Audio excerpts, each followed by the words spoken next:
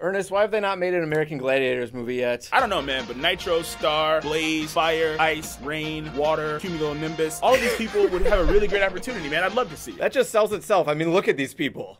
I'm gonna hold solid and knock him silly. It was always great because they do the Eliminator and then the Joust. Remember the Joust? The guy was Of course I remember the Joust. Well,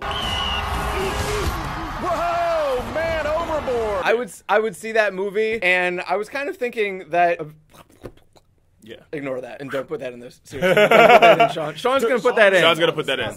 We know we've taken a couple of weeks off, so we just want to reacquaint you with your f***ing co-stars. As always, I'm Ernest Wilkins. And I'm Matt Pais of This was RedEye. We simply do not have time for this crap. Well, there were two moments during the Maze Runner that I was thinking of American Gladiators, because there's one where they're trying to like wrestle and try to stay in the ring, which I know is similar to wrestling also, but I care more about American Gladiators than I care about wrestling. Sorry. That makes one of us, Matt. I love wrestling. Yes, Matter of fact, we know. here's a wrestling clip. We're gonna see it!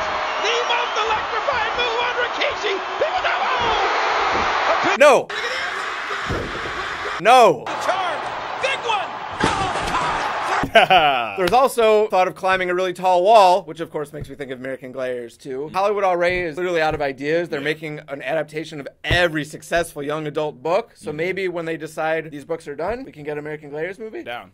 Came flying at me like a man possessed. Anyway, this week's is The Maze Runner. Okay, why a dystopian? Like, what is it about the bleak future of the world that makes these movies so appealing to studios? These sexy teens are trapped in a world they didn't create. Like, what is this? I hope that's not the meeting that they're having. We could get a guy with no shirt on.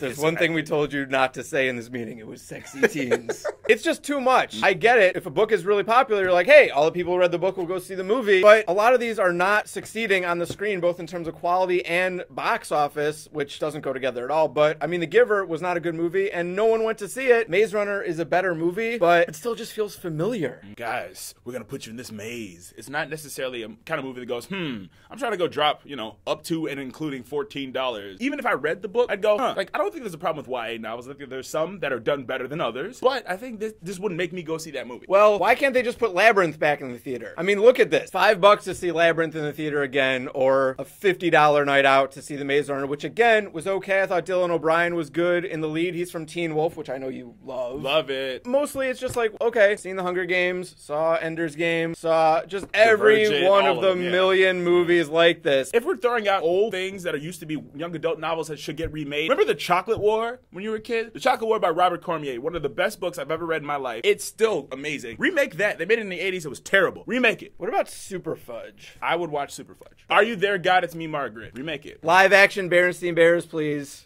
Oh, yeah. No one under the age of 25 is going to watch this like, what the hell are they talking about?